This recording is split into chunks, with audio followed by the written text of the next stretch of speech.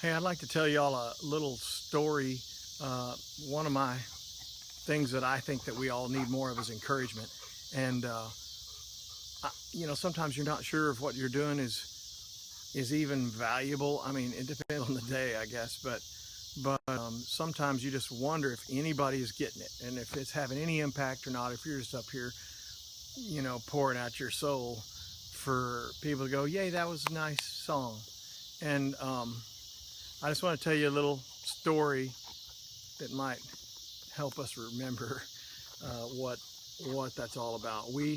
There was one day I was walking through the church, and there was usually not anybody walking around when I'm walking around because I'm either on stage or you get there early and you leave late, so you don't see a whole lot of people walking around. But this lady came up to me in the foyer, and there wasn't anybody around hardly, and she was like, "Hey, can I talk to you for a minute?" And I was thinking, okay, where was it too loud?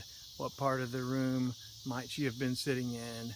And I mean, I'm just expecting something like that, And so, but she said, "I just want to tell you about my husband." She said, "He's always been a very horrible person, and he's very mean, and he treated his whole family like dirt.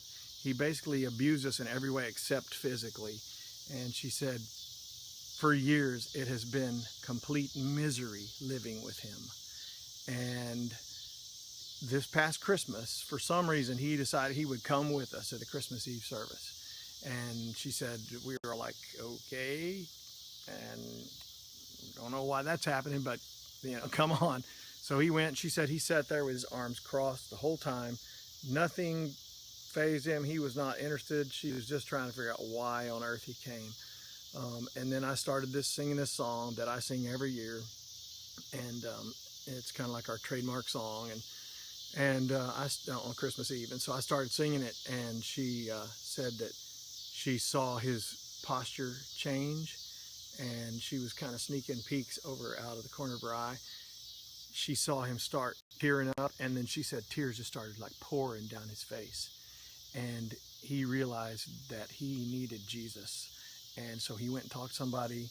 He became a follower of Christ that night.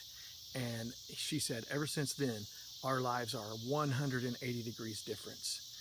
She said, he treats us like gold. He treats me awesome. Brings me presents. He wants to go on family trips and family outings. He wants to hang out. He's nice to everybody. She said, it is a completely different person that I'm living with now. And she said, none of the talking or the programming or anything is what did it. What did it was your music. And I just told her that was not my music that did that, but it was the vehicle that got in there. And so they say that if you hear one negative thing, there are like 20 people that also notice that negative thing.